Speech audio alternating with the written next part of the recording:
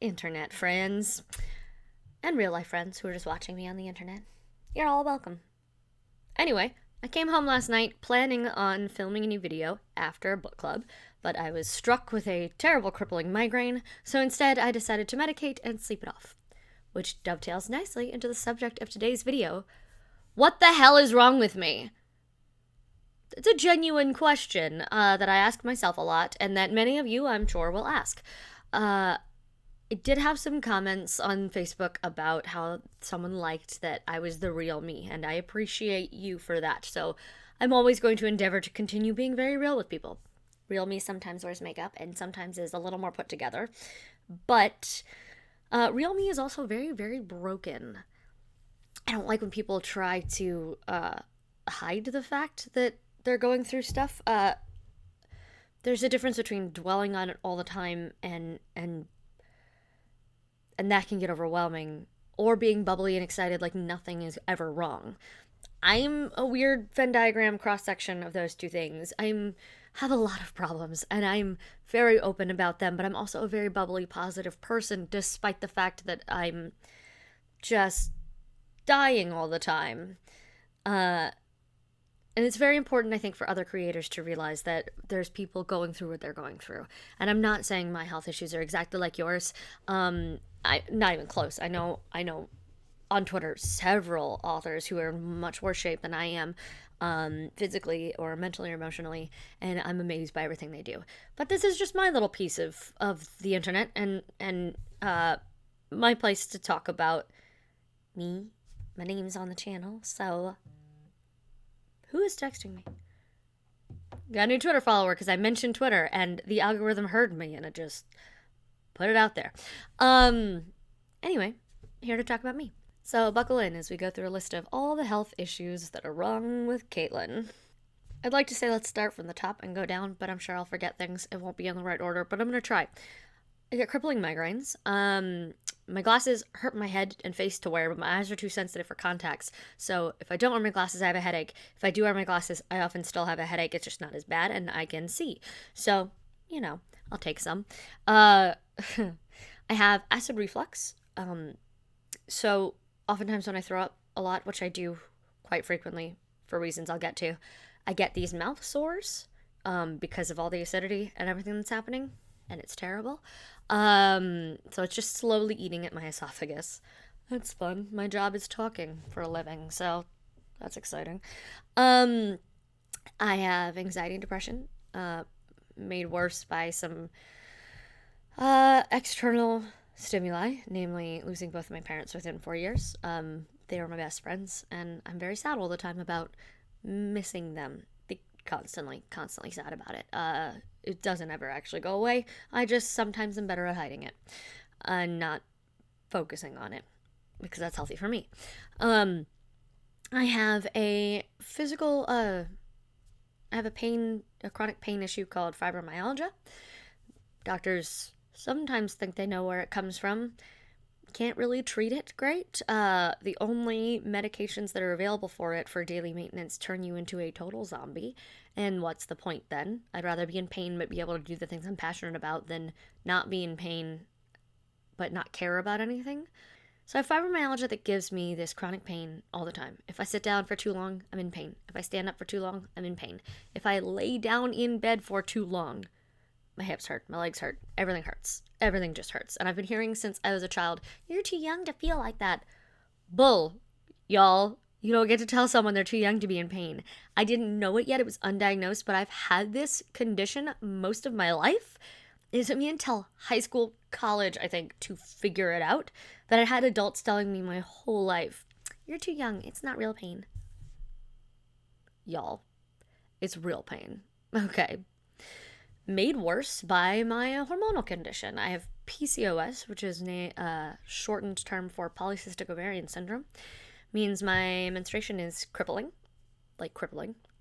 I went to the hospital once because my cramps are so bad they thought my appendix was exploding. I'm basically useless 1 week a month. I get queasy, I get headaches, I'm a disaster. I have every stomach problem you can imagine.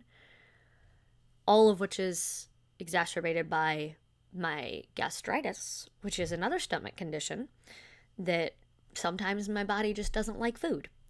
Sometimes it just gets mad at me no matter what I eat. I genuinely thought I had cancer 2 year or last year because my stomach was so bad and suddenly I was throwing up over everything and I couldn't keep anything down. Um, Again, no real treatment for it. Sometimes I can eat whatever I want. Sometimes my stomach just goes, no food today. We don't like it, which is a problem because I'm also hypoglycemic. So when I don't eat properly, my blood sugar goes like this and I get really queasy and I get headaches and I get shaky and I get weird and it's all these problems just like this at each other and like none of them make room for the other one and they all trigger each other. So like when I'm having a bad period, my fibromyalgia is worse. And then when my fibromyalgia is bad and I'm in pain all the time, my depression gets worse. When my depression's really bad, I want to stress eat and then I eat things that upset my stomach and trigger my gastritis. This whole thing. On top of which, like I still have acne and facial hair issues from the PCOS. I'm 30 and I still have zits like I'm 12. But my hair is thinning like I'm 60. My body can't pick an age.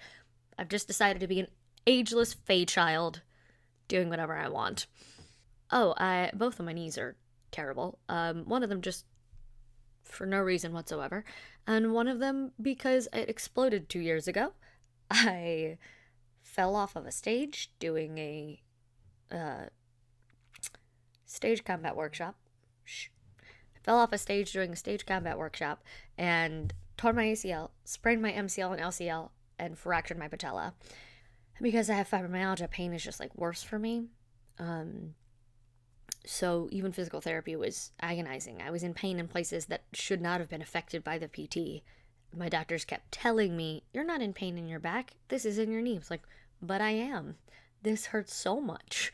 It's insane. And so 2 years later, part of my leg is still atrophied, and it makes functioning still very difficult. I have tendonitis, tennis elbow from my job, from puppeteering for many, many years. My hands regularly, they don't have arthritis, but it feels arthritic like with the fibro in my hands. So I regularly have to wear these compression gloves just to like not be in pain all the time. So simple household tasks like stirring soup sometimes are too hard for me. And then sometimes I'm totally fine. There's no rhyme or reason to when my issues are going to flare up. Because of that, I tend to overwork myself because I want to take advantage of when I feel good. And then I crash really hard and I'm out of commission for a month. Literally, I once threw up so hard that I pinched a nerve in my shoulder and was out of work for a month. That's not a thing that should happen to normal people. And I'm sure I'm still missing health issues. The point is, I look very healthy. I look fine. Just looking at me walking down the road, you would not think that girl has so many health problems that doctors told her to not have children. Which literally happened, by the way. I agree with them. This body is not meant for that. Plus, I'm at high risk for cancer from both sides of my family. Both my parents passed away from different types of cancer. I'm at risk for diabetes. I'm at risk for 2 different types of cancer from my own issues. This is not a body that should... Let me put it this way. Based on my family history, I'm 30 now. I'm middle-aged. This is time for my midlife crisis. So obviously I started an AuthorTube channel. Hello, participants. You're just part of an extended midlife crisis. You are my equivalent of going blonde and buying a sports car. Welcome. So all of that kind of mashes into this very hard to live with permanent exhaustion and anguish over not feeling like a useful person. I love performing. I've been performing since I was 3, but now my body with my knees and my wrists and if I throw up too much, my voice and mouth are out of the question. And my weight fluctuation because of all the conditions, and I can't work out, can't eat right, need to eat right, all these things. Makes it, that's depressing because that's what I wanted to do with my life. And now I'm trying to write the other thing I wanted to do with my life. And even that, the emotional and mental stress of having all these physical issues causes this brain fog. That's literally a side effect of fibromyalgia, is brain fog. where I'll just sit and stare at the computer screen and nothing comes out. And I'm trying so hard and I have the ideas, I cannot make them happen. And that's okay. I'm not the kind of writer who can push through. I'm not the kind of writer who can force out a crappy draft. And there are some of us out there like that, and that's not a bad thing. And I don't want anyone telling you it is. I don't want anyone telling you that the way you write is wrong, or because you have health issues, you should write a certain way, or you should create a certain way. You find what works for you. And this is the stuff that holds me back. And makes it hard to keep feeling like a functional member of society. It's also why when people will ask me, like, well, why didn't you just do this today? Girl, pick a health issue. It was keeping me down. Throw a dart at a dartboard just listed with my health crap, and one of them will be acting up, I promise you. And any given day, I don't remember the last time I woke up feeling normal and healthy. I literally don't remember. Because I've been dealing with all this since I was like 8. I was in physical therapy when I was 11 for growing pains. I now know fibromyalgia. Oh, I forgot one. Don't have a proper lumbar curve. So my spine, where it's supposed to curve, is just like straight. So there's a lot of lower back pain constantly. If I have long drives in the car, I have to put a pillow back here and just like arch support myself. Again, I feel 90 a lot of the time. But I have the energy of a 15-year-old. I want to keep pushing. I want to keep going. I want to keep doing things and creating and being here. It's very hard when your health and your drive are at odds and they don't want to be friends. And I still haven't quite figured out how to fix that or deal with it. But I'm trying. I'm hoping stuff like this helps, and talking to people about it helps. I don't usually appreciate unsolicited advice because a lot of people don't actually know what I'm going through. It happens. That being said, sometimes people have come up with really great stuff, so I'm going to not shut down to it completely. If you have any of these issues, please talk to me about them in the comments. Please talk to me about them on Twitter or on Instagram. I may have already tried what you suggest. It may not work for me, but having an open, healthy conversation about it is step 1. Let's see what happens. And in the meantime, if you are just looking for a place to unload on the things that slow you down writing, physically, mentally, emotionally, financially, whatever, this is a place I want to talk about it. So come to me with your questions. Come to me with your comments.